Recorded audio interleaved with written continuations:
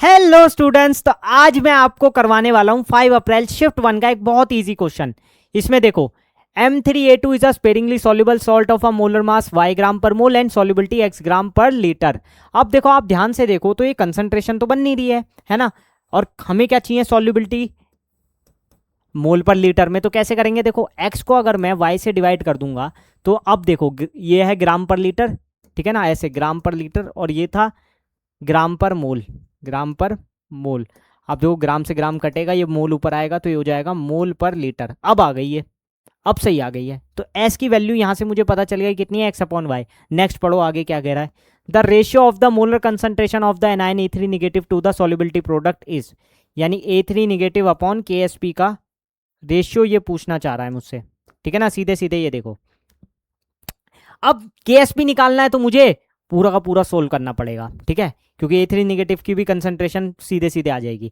अब देखो, ये जो हमारा M3A2 है ये टूटेगा 3m+2 में, और ये टूट जाएगा 2a-3 में, ठीक है। मैंने यहाँ पर इक्वेशन लिख भी दिया और अच्छे से यहाँ पर देखो, ठीक है ना, वही चीज़ मैंने यहाँ लिख दिया है।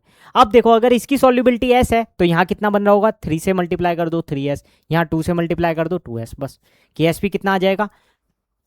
ये और इसके जो स्टोइकोमेट्रिक कोफिशिएंट है वो पावर में आएगा, यानी 3s की पावर 3, और ये और इसकी पावर में आ जाएगा 2, यानी 2s का स्क्वायर। ये सब आपको निकालना आता भी होगा। अब 3s³ इंटू 2s स्क्वायर कितना आ जाएगा? ये हो जाएगा 3 का क्यूब 27, ठीक है, और 2 का स्क्वायर हो जाएगा 4, तो ये आ जाएगा 108। और s कितना हो गया? S3 इंटू S2, यानी s की पावर 5 आ गया। S3+2 s की पावर 5 आ गया, ठीक है ना। 3+2 5, सिंपल। थोड़ा सा कैलकुलेटिव है, इस टाइप के क्वेश्चन में बच्चे कैलकुलेशन में अटकते हैं। ये करना सबको आता है, बट कैलकुलेशन में बच्चों से गलती हो जाती है। अब देखो, ये आ गया 108 एस की पावर 5। अब एस की वैल्यू यहाँ से उठा के रख दो, क्योंकि क्वेश्चन में हमें ऑप्शंस जो दिए हैं वो एक्स और वाई की फॉर्म में दिए हैं, तो यहाँ पर एक्स बाय वाई यहाँ पर पुट कर दो बस, ठीक है ना। अब ये हो गया मेरा कितना? 108 एक्स की पावर 5 अपॉन वाई की पावर 5, ठीक है ना। अब काम बन जाएगा। अब मुझे निकालना था सिर्फ A3 negative upon K S P मैं निकाल चुका हूँ ऊपर, ठीक है ना। A3 निगेटिव की कंसंट्रेशन यहाँ से देखो 2s है, तो इसको मैं क्या लिख सकता हूँ? एक्स अपॉन वाई, क्योंकि ये एस की वैल्यू हमें एक्स और वाई की फॉर्म में लिखनी है ना, ठीक है। तो यहाँ लिखो 2x by y upon 108 X की पावर 5 वाई की पावर 5।